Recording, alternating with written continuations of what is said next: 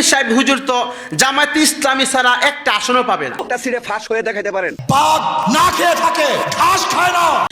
আজ পর্যন্ত তারা সংসদে যেতে পারে নাই। আমাদের পীর সাহেব তো আজ পর্যন্ত শেখ হাসিনা আর বেগম খালেদা জিয়ার সাথে পরকীয়ায় লিপ্ত হয় নাই, এই জন্য যেতে পারে নাই। আশ্চর্য লাগে, কাদা ছোড়াছুড়ি। অনেক ভাইরা দেখি সমালোচনা করে পীর সাহেব হুজুর তো জামায়াতে ইসলামী ছাড়া একটা আসনও পাবে না। একটা সিরে ফাঁস হয়ে দেখাতে পারেন। পাক না খেয়ে থাকে, ঘাস খায় না। আজ পর্যন্ত তারা সংসদে যেতে পারে নাই। অপর পক্ষ থেকে আবার জবাব আসে যে আমাদের পীর সাহেব তো আজ পর্যন্ত শেখ হাসিনা আর বেগম খালেদা জিয়ার সাথে পরকীয়ায় লিপ্ত হয় নাই, এই জন্য যেতে পারে নাই। আশ্চর্য, আশ্চর্য লাগে, কাদা ছোড়াছুড়ি, কাদা ছোড়াছুড়ি।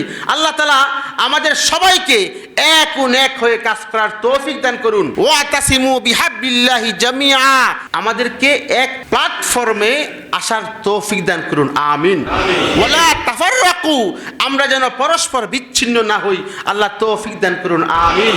আমাদের এই দেশটা সোনার বাংলাদেশ হিসাবে আল্লাহ কবুল করুক, আমিন।